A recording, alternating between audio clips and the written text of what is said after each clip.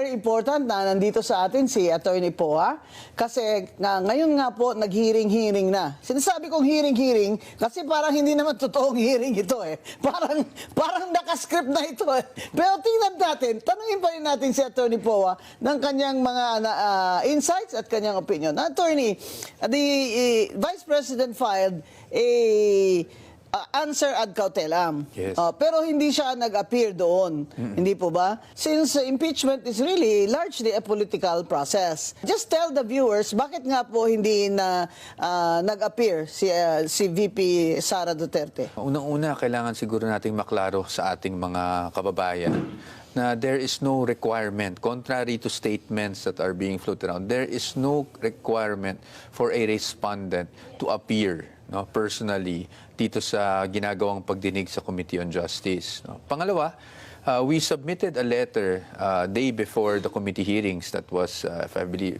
March 22, I think. No? At sinabi natin doon sa letter na yon, basically, na we are opposing, we have fundamental objections to what is being conducted right now, which they have termed to be a mini trial. No? Mini trial? Oo. And para maklaro din natin, ang basihan natin doon, ang sinasabi natin doon, ayon sa ating saligang batas, ang initiation ng impeachment proceedings exclusively with the House. Tama yan. Yes. No? Pero pagdating sa pag-try ng impeachment cases, that is exclusively with the Senate. Yes, diba? Section 36, Article 9, mga Yes. kababayan. The sole power to try impeachment cases is with the Senate. Whatever you call it, a mini trial, a mini poodle. They will be usurping the jurisdiction of the Supreme Court if they do that. But they're insisting on it. Why do you think they're insisting on it? Well, your best guess is as good as mine, no? Yeah. But sa atin kasi, of course, with due respect to our lawmakers naman, no? Ang sa atin lang, ano bang pananaw natin sa stage na ito? Diba? When it was referred to the committee, the purpose of the committee is to actually determine if there is probable cause. Hindi ba? To nandiyan na yung sufficiency in form, sufficiency in substance, okay. meron pang ang sufficiency in grounds, tapos determine na sila ng probable cause. Sa atin, dapat pag nagde-determine ng probable cause, your evaluation is limited to the complaints itself plus the pieces of evidence that are attached. Correct. Diba? So, when you go beyond yung mga attachments na nandoon, then to us, and then you ask witnesses to come, diba? Clarificatory lang daw. Pero kung clarificatory, bakit naman pati yung mga pieces of evidence na hindi naka-attach, ngayon pinapasabina na. Kagaya ng SALN. Gusto ni Terry Ridon ipakita someone isabpina ang SALN, which Congressman Rufus Rodriguez is objecting to. Yes, we heard the exchange actually, no. Again, with due respect to our lawmakers, position lang naman namin ang aming inilalahad. In fact, the Supreme Court was very clear. An impeachable offense is offense committed while the impeachable officer is in office, hindi ba? Yes. Now we're asking for SALNs from way back, I don't know, When she was 2007, 2010. So, hindi na kasi yan kasama sa usapin ng impeachment. But was that alleged? Is there an allegation there that refers to the SALN? Well, actually, there's an allegation of unexplained wealth. What did they say? What year? To be fair to them, meron dun, I think it's a third complaint, sinabi doon na from 2007 to 2017, if I'm not mistaken, lumaki daw yung assets. That's why ang una namin sinasabi, walang ultimate facts. Kasi you have the 2007 SALN, and then you look at the 2017 SALN, lumaki, biglang But that's 18 years. Yes, that's 18 years, and biglang may unexplained wealth na. I think that's really a sweeping conclusion of law and fact without That's basis. why Diba? Rufus Rodriguez calls it a fishing expedition. Precisely, and that's why the Vice President also felt that for a third time she's being subjected to a fishing expedition, precisely because hindi naman. Unang-una, how did they make the allegation if they didn't have the SALNs pala in the first place? Now, the Supreme Court, in the first impeachment case, emphasized the due process requirement at every step of the impeachment process. Yes. Right? Itong ginagawa nila ngayon, I think one of your arguments is that they're violating the right to due process of the Vice President. Yes, from the get-go, dun pa lang sa aming answer ad cautelam, we already raised the issue of due process, specifically on what we perceive to have been the application of double standards between the impeachment complaints against the President and the impeachment complaints against the Vice President. Di ba? Kasi sabi natin doon, we are not questioning, and I need to clarify this, we are not questioning the standards because we admit that in terms of standards, that's within the wisdom of the House and this time the committee, no? But when you lay down a standard and then impose a different kind of standard on equally situated officials, then there is double standard. Yan ang sinasabi natin. And that is a violation of due process. Yes, and also there have been comments. Again, we respect the views, no? But at least we have to defend our side. There have been comments that she has 16 lawyers. She was given the opportunity to file her answer, so due process has been satisfied. I think that's an oversimplification. Yes, because as Congressman Paulo Marcoleta said, sinabi ni Kong Paulo na ang due process requirement, ang kailangan, bawat ground ay sinusuri. Kunyari, may ground sila ng bribery. Susuriin ng committee. O sa ground ng bribery, meron bang sufficiency in substance? Sa ground ng graft and corruption, meron bang Hindi Dahil ang ginawa lang nila, binasa lang nila lahat yun.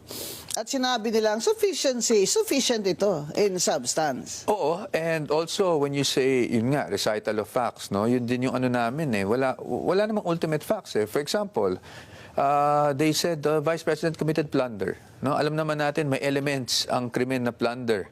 You are a public officer, amount is 50 million and above, and then lastly, and this is the most important part, there is amassing, acquiring, diba? Appropriating ill-gotten wealth. For example, ngayon, dun sa allegation, sabi nila, may confidential funds. That's elephant in the room, confidential funds, hindi ba? May confidential funds. Dinisburse ang confidential funds.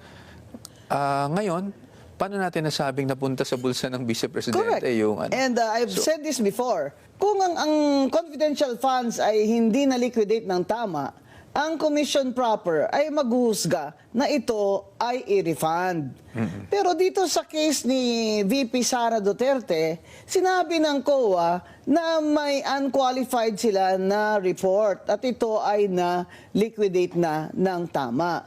Hindi ibig sabihin na kung hindi mo na-liquidate ang inyong confidential fund, ay plunder na.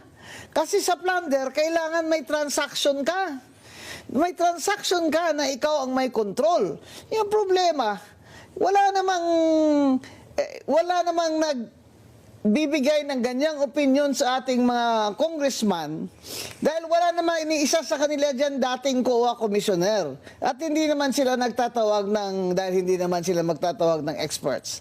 So ngayon, ang tinasabi nila, sila na lang ang magsusuri. Kaya sinasabi ni Luistro na gagawa sila ng mini trial. Abay, Congresswoman Luistro, baka mini poodle ang ibig mong sabihin. Dahil yung mini trial na yan, wala yan sa konstitusyon. Hindi po yan jurisdiction ng House of Representatives. Under Article 9, Section 3, Subparagraph 6, the power to try impeachment cases lies solely on the Senate. So now that the Vice President will not appear, Attorney Poa, they subpoenaed you. Yes, they issued the subpoena against me. I have not received the subpoena, but I've already stated that I'm willing to attend. Of course. Because wala naman akong kailangan itago doon. In fact, 2 years ago, well, less than 2 years ago, there was already a Committee on Good Government and Public Accountability series of hearings, no, where we were called. And I was being asked about my participation in the confidential fund issue. And I already stated my point that my participation was limited, no, to the fact that when the COA issued AOMs, of course, I was tasked as the head of office to reply to the COA AOMs. But you know, again, in fairness to our lawmakers, they probably issued the subpoena in the hopes of clarifying certain matters with me, and I'm willing to submit myself to that hearing. And but to everything that, Attorney Poa, that everything that they ask of you must be based on what you have submitted. Yes, based on what we submitted, the documents would actually show that I never signed any of the disbursement because I really was not part of the use, disbursement, liquidation of all these Correct. confidential funds. But as much as I can, based on my personal knowledge, I will answer directly their questions. Wala naman tayong Did they say pinangitago. isasabi na nila ang Vice Presidente? Wala. Wala silang sinabing ganun. And as we all know, Bakit hindi pwede hindi nila yan. pinagsabi ng aking pinakapaboritong presidente? Talaga ako, sisigaw ako dun sa, sa flagpole ng House of Representatives. Bakit yung presidente ko na paborito hindi nyo sinasabi na? Yan ang problema dito sa impeachment proceedings, mga kababayan. This is largely political. Makita na natin sa iba-ibang complaints even before when Chief Justice Davide was also Attorney Poe was Yes. also Subjected to impeachment. yes, he was responded in the impeachment case. Makikita mo na political talaga ang impeachment. Hindi naman po kami tanga na hindi namin alam na political yan. Pero wag naman yung masyado nyo na kaming ginagawang tanga na political na nga, para namang hindi kayo abogado dyan pag kayo ay naghihingi ng kung ano-ano. Kaya ako, masyado kayong... You have to forgive me, Attorney Poe, because I'm highly opinionated. Masyado kayong matalino dyan sa House of Representatives. Si Congresswoman Luistro, napakatalinong piskal na asawa niya ng nakusado ng rape ay pinatakas niya. Napakatalino. Si Attorney Terry Ridon, dati ko yung estudyante. Hindi lang iba sa akin yan. Napakatalino din. Ako na lang kaya ang debatehin nyo. Ako na lang ang isampina nyo. Sasamahan ko si Attorney Poe. Dahil yung mga ginagawa nyo, hindi na yan tamang sa isip ng lahat ng principles of law na ating pinag-aralan. Ewan ko kung saan kayo nag-aral, baka magkaiba lang tayo ng binasa. Ngayon, the Supreme Court already said that due process must be respected every step of the way. And yet, Luistro, who seems to be the brightest in that committee, insists on making her own rules. For example, wala namang mini-trial dyan. Nakita nyo na ba yan sa Francisco case against Davide? Nakita nyo ba yung mini-trial sa kaso ni Mercedita Gutierrez? Nakita nyo ba yan sa kaso ni Erap? Wala. Gawa lang po yan ni Congresswoman Luistro. Kaya siguro imbitahin natin yan si Congresswoman Luistro dito, Net 25, para meron naman siyang due process dito sa aming usapang matino. Now, Attorney Poe, how does the Vice President feel about these proceedings now? This is the second time now. Yes, second time now. The first time though was fast-track mode, no? Ayan yung nag-1/3 sila kaagad. But this is the first time na nagkaroon ng referral to the committee as Because of the against her. Supreme Court ruling. Yes, Supreme Court ruling. Of course, the Vice President already issued a statement saying that this is a third fishing expedition against her, actually, no? And that is what our position is, na kung magta-trial tayo, handa naman kami mag-trial sa Senado, di ba? Yeah, doon sa Senado. Doon sa Senado. Hindi pwedeng dyan kay Luistro. Oo. Because pagdating dito sa House, obviously, number one, we are questioning the fact that they cannot hold any form of trial, whether mini or whatever we call it. Basta trial, hindi pwede sa House. Pangalawa, medyo lumalampas na tayo sa, at least sa aming pananaw, lumalampas na tayo sa evaluation ng complaints. Pag kung ano-ano na ang mga dokumento outside the complaints ang hinihingi Bakit natin. hindi na lang nila sabihin, sige na, sufficient na in substance, akyat na. We have now approved na ang impeachment, articles of impeachment, akyat na sa Senado para doon ang trial. Bakit pa gusto nila ng ganito-ganito? Well, ayoko pong mag-speculate. Dahil, Of course, Attorney I have my Poe, opinions. gusto nila ng trial by public opinion. Alam nyo, masyado kayong matalino dyan, mas matalino kami sa inyo. We are 10 steps ahead of you. Alam na namin yung ginagawa nyo dyan sa Committee on Justice. Mamaya pati ako, ipakontempt nyo na. Kung hindi ba naman this is just all for show, bakit hindi na lang approve? Approve na articles of impeachment. Send it to the Senate. Doon na tayo mag-trial. Ready naman ang Vice President, di po ba? We have no objection to that. kung naririnig na nga natin na may numero na, 'di ba? May mga statements na may numero na. That's why we're saying kung pinag-uusapan na pala ang numero ngayon at may numero na and they want to already elevate it to the Senate, wala kaming problema doon because there we can fully defend the rights of the Vice President. So there you have an we opportunity. can test the credibility of these witnesses that they will produce. One We of them can- will be who? Madriaga? Yes, well, I suppose because he was also Who is in issued a jail subpoena. for kidnapping for ransom? Yes, and Wala na so- ba kayong mas magaling na na testigo dyan na hindi naman kidnapper? Ano ba kayo dyan? So as Madriaga, who else will be their star witness? Well, we don't know, no? We are still anticipating kung sino yung mga... But we have ideas. Siguro, wag muna naming ilabas yung mga ideas ng mga star witnesses nila. But, you know, once we're there, we can test the credibility and we can show the Filipino people once and for all na walang basihan itong mga aligasyon nila laban sa ating Vice Presidente. In fact, I interviewed Senate President Soto. And I asked him, I said, you know, with all the things that you said against the Supreme Court ruling, the people are now saying, SP, that you are biased. So, mahirap po yan na kayo pa rin ang presiding dyan and people do not trust that you'll be fair. Ang sinabi niya, ito ang sinagot niya talaga, kung ako lang, if it were up to me, masyado na itong it takes too much of our time, this impeachment. 2 taon na lang. Pero kung pupunta yan sa Senado, ay gagawin ko ang tungkulin ko. So, sinasabi ng Senate President, gagawin niya ang tungkulin niya, iakyat niyo na ang articles of impeachment para naman may fairness ang Vice President ay merong may opportunity naman to defend herself. Opo. Well, Com, I just need to state this for the record, no, because again, we're really on the the legal side lang. We do not dwell into the political, but we have always given the benefit of the doubt to the Senate President, to the Senate as that will be sitting as senator judges.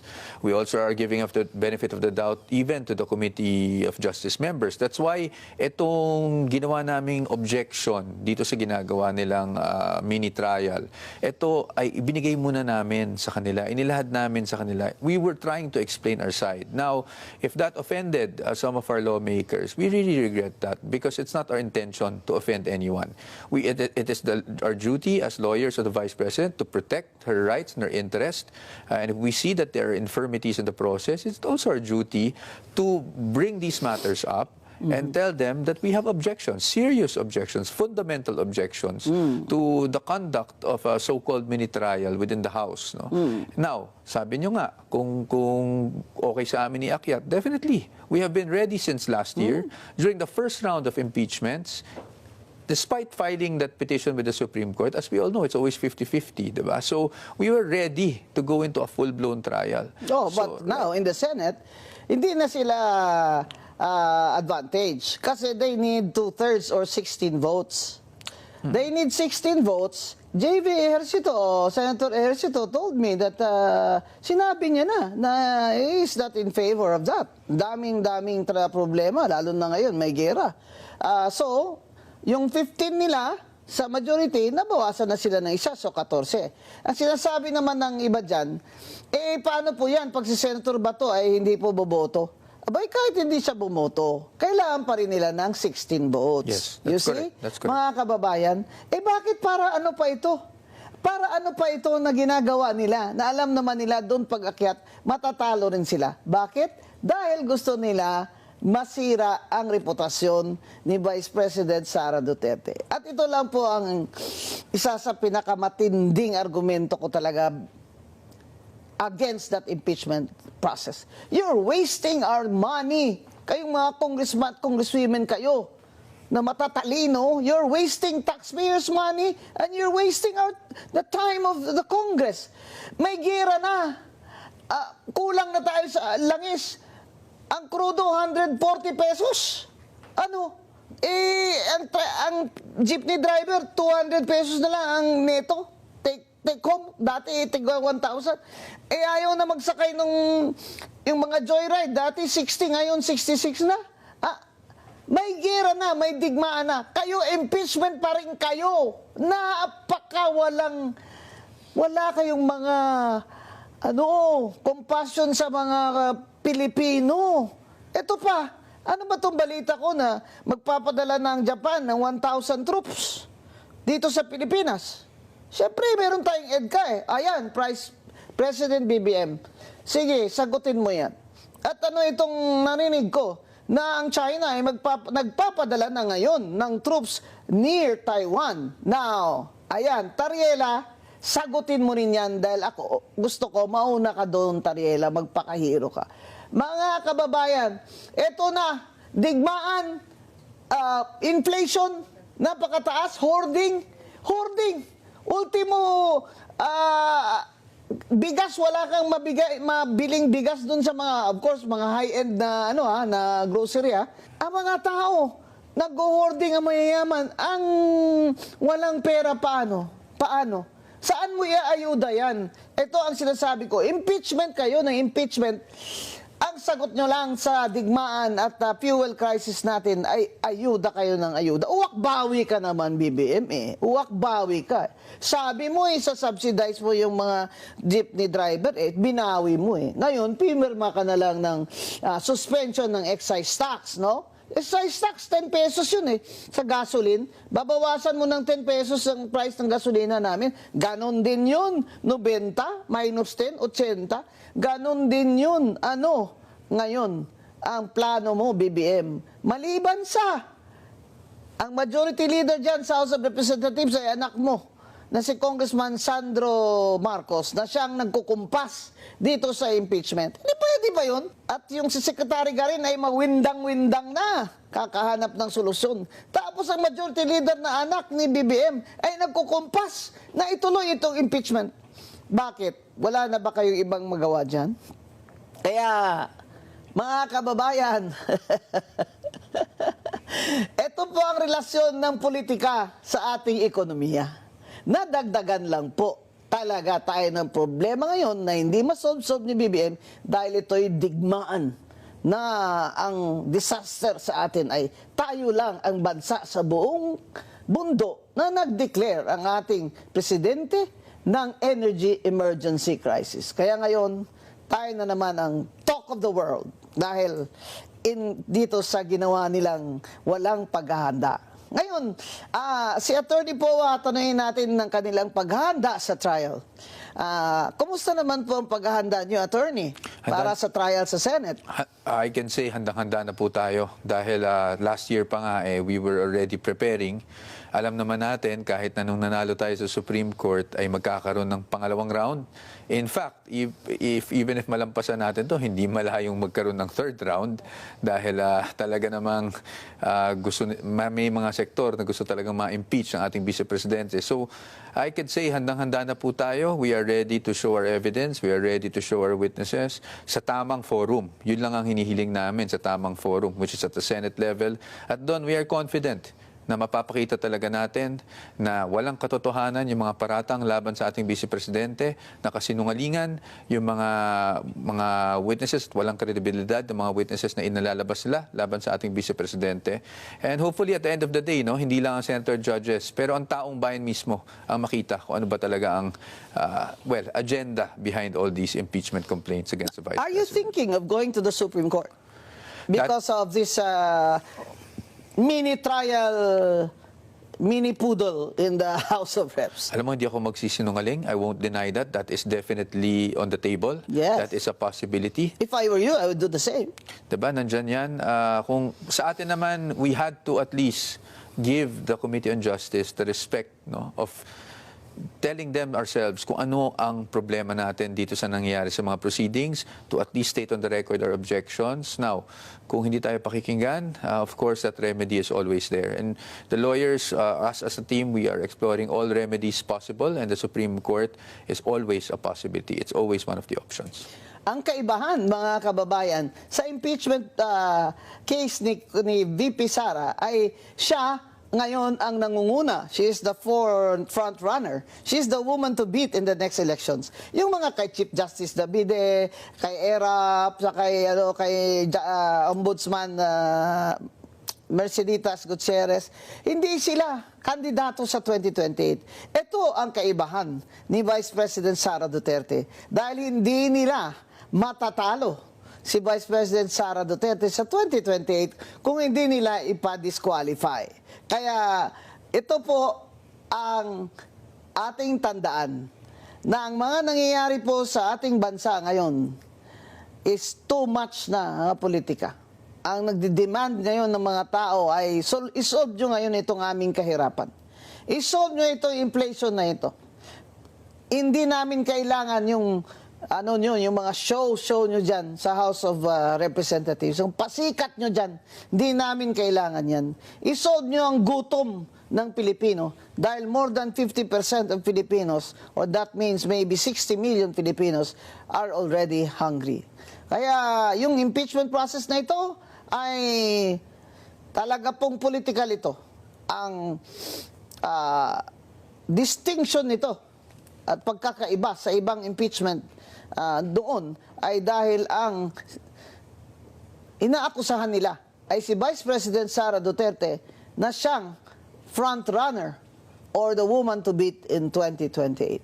Kaya problema ni BBM dapat sulbahin niya.